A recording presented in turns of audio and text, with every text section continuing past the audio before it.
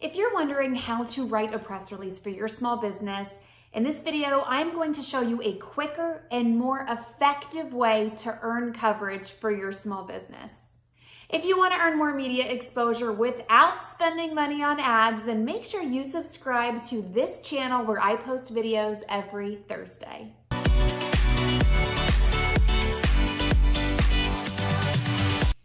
Hi, I'm Christina Nicholson, and I have helped businesses all over the world earn media exposure so they can reach more people, spend way less money, and make a bigger impact. Earned media is the way to do this. And for some reason, everybody's go-to is writing press releases. That used to work. It doesn't work the way you think it does anymore. The industry has changed, and so has writing press releases. First, let me put this into perspective. I was recently watching the Ted Bundy tapes on Netflix, and all of these murders were happening in the 70s, and they were talking about how the police jurisdictions couldn't communicate with each other because they only had fax machines and rotary phones. And then they did an interview with a police chief, and the police chief said to let everybody know what was going on, they would send out a press release. Y'all, this was in the 70s. At the time of this taping, it is May of 2019.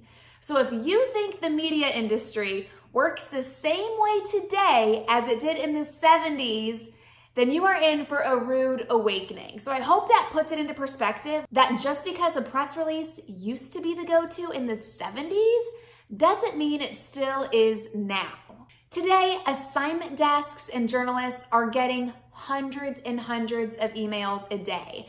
I just spoke with an anchor of a show on HLN, and she said that her inbox and her producer's inbox, they get about 20 to 40,000 emails a day.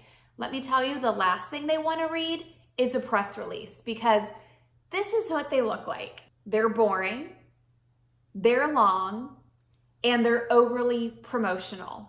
Those are three things that somebody can almost guarantee before they click on that link and open up your press release to read it. It's why most people just aren't interested anymore. They don't have time for it. Now, before I get into what to write instead of a press release, I want you to commit to something. I want you to commit to not writing press releases. So in the comments section of this video on YouTube, please write no more press releases. Commit. And this is good news. Like I said, press releases, they're long, they're boring, they're overly promotional. This isn't just going to save you time, but it's actually going to increase your chances of earning media coverage. Okay, so what do you do instead? Well, instead, you write a short and sweet pitch. How do you do this? The first thing, why should the journalist and his or her audience care? Again, this is where people make the big mistake and they get overly promotional. It's not about you. It's about the audience of the podcast, of the TV show, of the newspaper, of the magazine, whoever you're pitching. Why should their audience care about what you're pitching? Number two, why should they do this story now? Your pitch has to have a timely angle to it. Almost everything we get our clients is because it has to be done at that time. You can do this a couple of ways. You can focus on a specific date. For example, I just got one of my local restaurant clients a feature in Forbes magazine. Why? Because that writer was doing a roundup on Cinco de Mayo. If that story wasn't done at that time, we'd have to wait a whole other year to get that kind of coverage. Besides focusing on those days, another way to make your pitch timely is to focus on what's already happening in the news, what's already newsworthy, and how can you relate your brand, your service, your product, or your expertise into what is already happening in the news. One of my media mentoring clients named Aviva works with parents and students on getting them accepted into Ivy League schools. She's gotten tons of media coverage, lending her expertise to the college admissions scandal. It's making big national news, and she has an angle that's different from some other people. People are going to cover it. They're always looking for new angles, and Aviva is there to help them. Number three, how will it educate and entertain them? You have to be educational and entertaining at the same time. People go online, they turn the TV on, they pick up a newspaper because they want to learn something. So you have to tell them something that they don't already know. And today, you also have to educate them because we are constantly surrounded by so many things in so many places.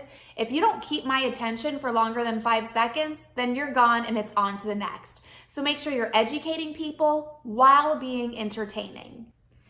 Number 4, why are you the expert for this story? A lot of people start out with this in this pitch. You need to put this towards the bottom because I don't care about your expertise if your story is not exciting to me. So tease me on the story first and then tell me why you're the person to go to. Why are you an expert? Why should we talk to you as a source in the media instead of anybody else? And finally, number 5, how can you be contacted? This is a pretty important part. I suggest leaving your email address and your phone number. Make it super easy for a journalist to get back to you. And let me tell you, they may get back to you pretty quickly. And as soon as they get back to you, you need to be ready to go. I remember when I would get pitched when I was in TV and I would call somebody and they'll say, oh yeah, we'll have that ready in a few days. And I'm like, no. I came in this morning at 9. I need to have a story for the air at 5 o'clock. If you're gonna pitch me today, you need to be ready to go today. So make sure you share your contact information and you are ready to move when they contact you.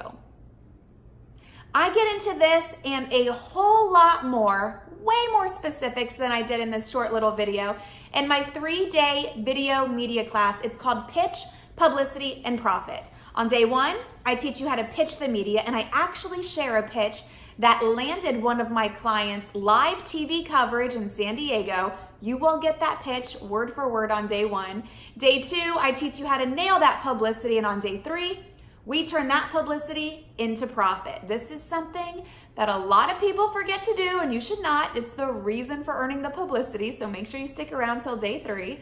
You can get access to that free video media class at Pitch, Publicity, Profit. And please don't forget to type no more press releases in the comments. I want you to commit to this right now in the comments section. No more press releases.